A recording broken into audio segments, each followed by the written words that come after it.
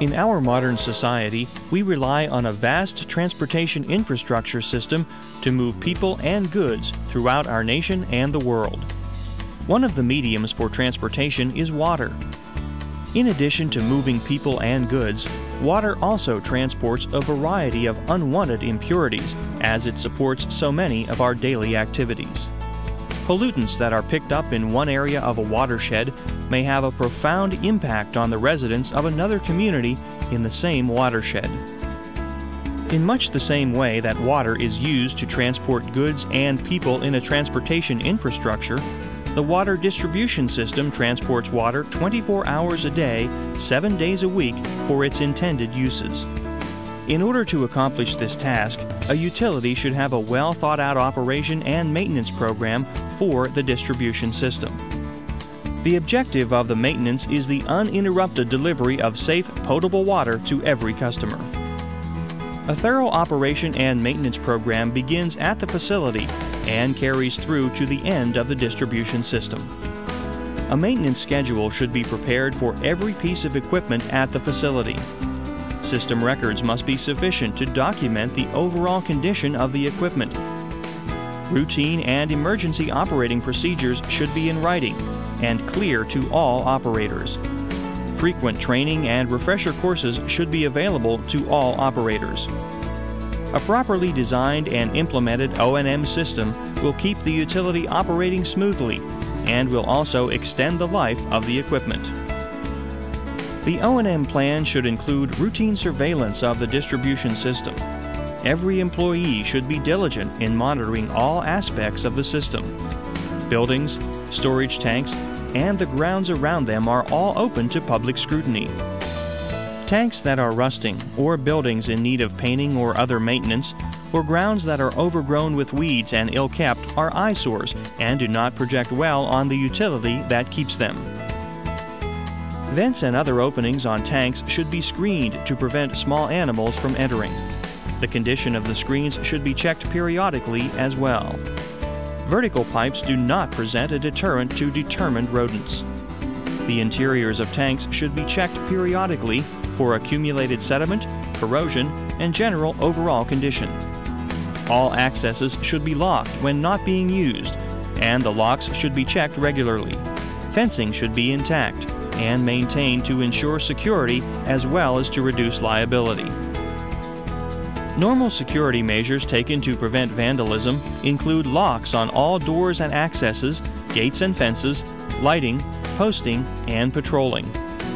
If signs of tampering are detected, a thorough check should be done to determine the extent of the damage as well as whether there might have been any further tampering with the water supply. If there are any indications of compromised safety for the water consumers, DEP and/or the proper health officials should be contacted immediately.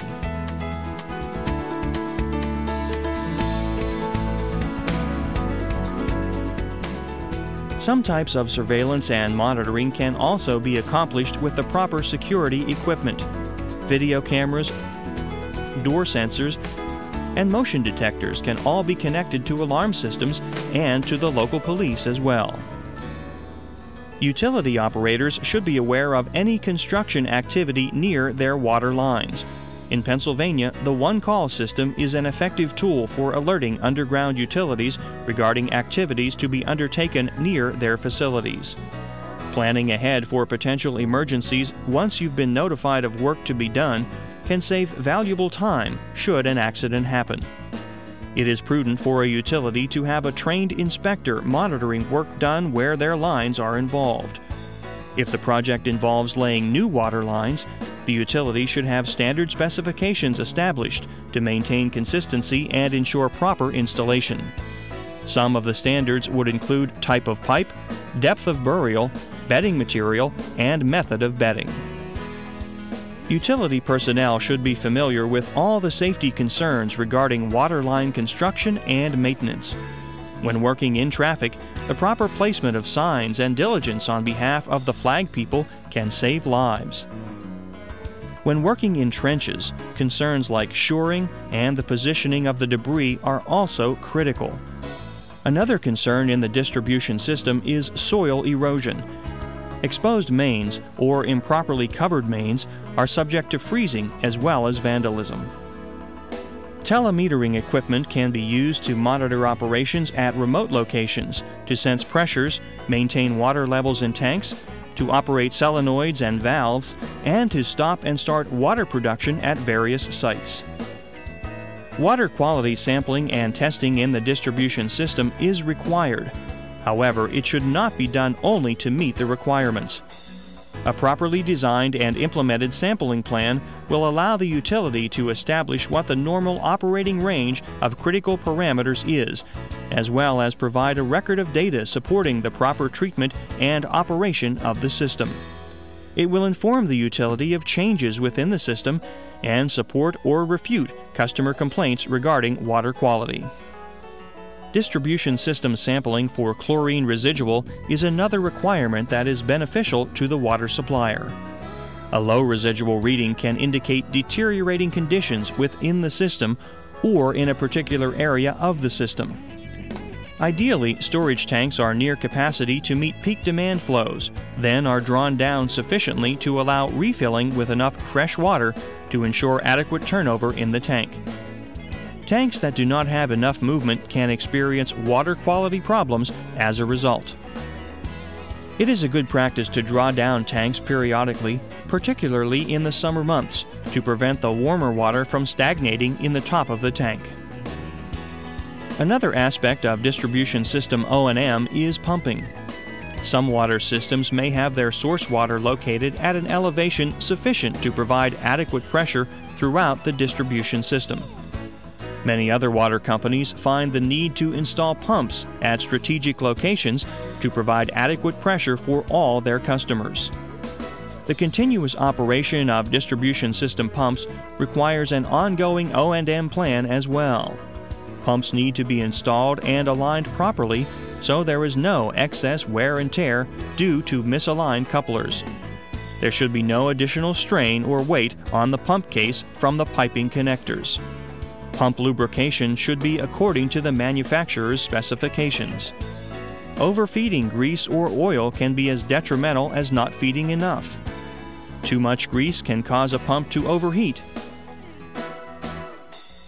Pump outputs and pressures should be monitored daily.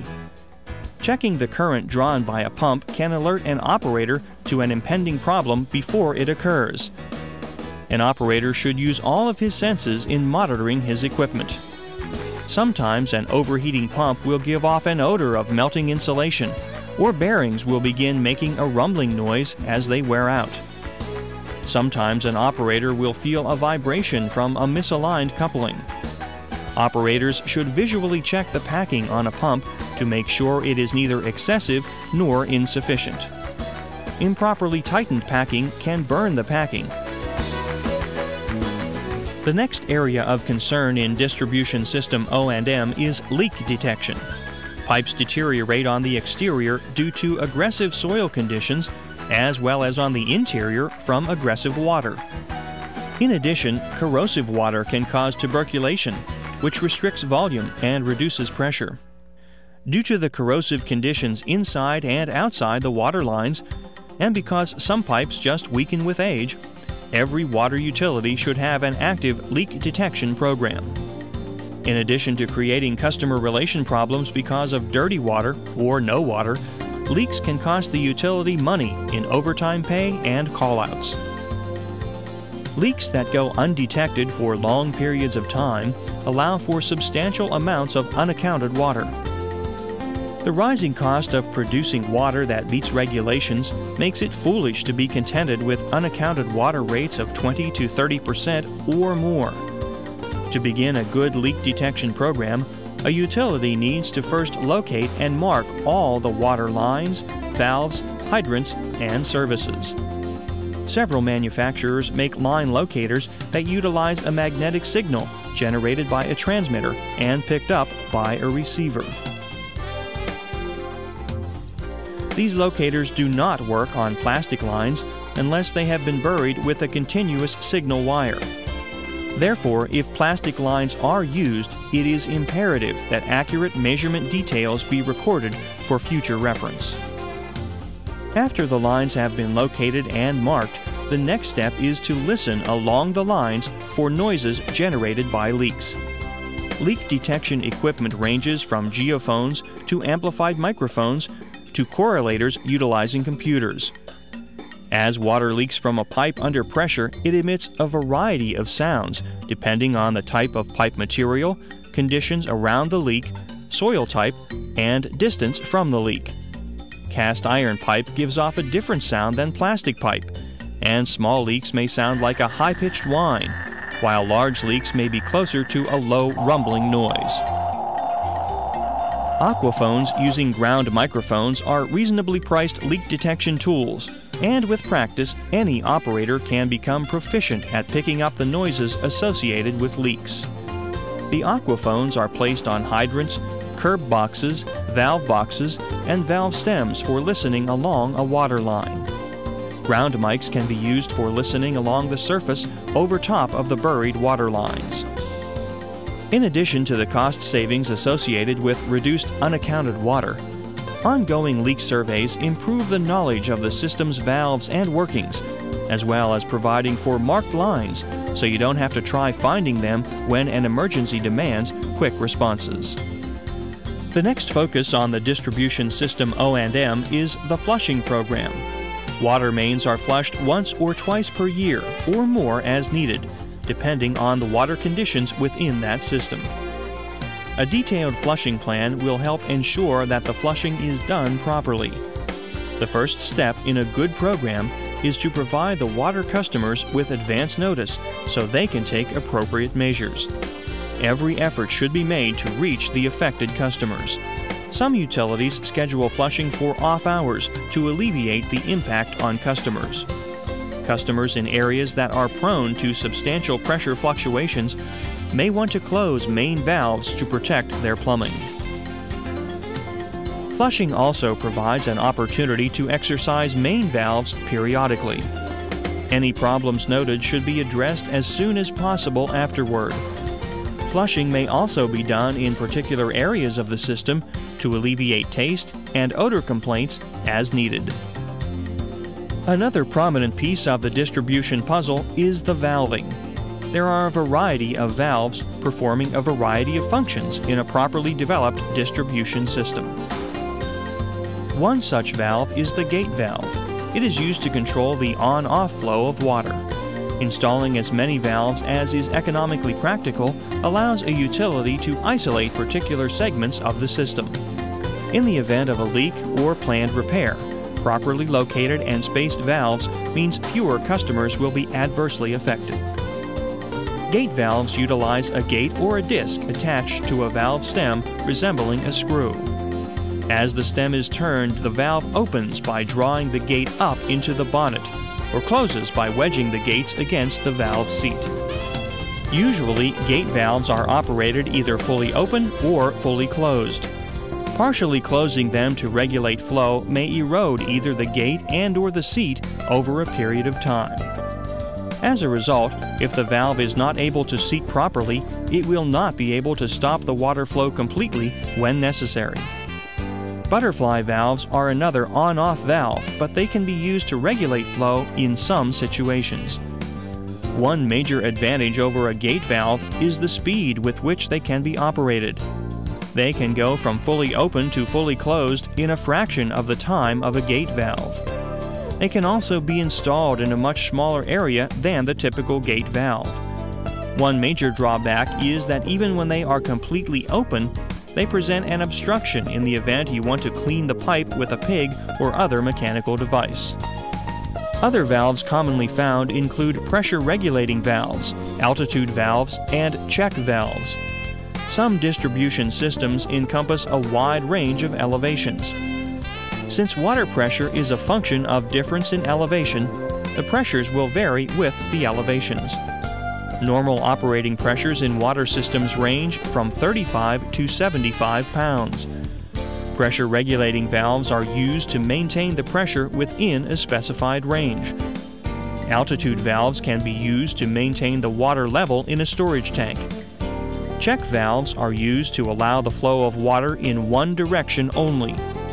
They may be used with pumps to prevent backflow or the loss of prime. Check valves are frequently weighted or use springs to slow the rate at which they close to reduce water hammer. Ball valves and needle valves are usually found in smaller applications to control water flow rates. Air relief valves are frequently placed at high points in the systems to allow for trapped air to escape while preventing the loss of water. They are normally located at the higher elevations because air has a tendency to migrate to the highest points as it is displaced by water. Some valves will be equipped with actuators that are used to control the rate of opening and closing. Opening or closing valves too quickly can generate surges known as water hammer, which can cause breaks even in ductile iron piping.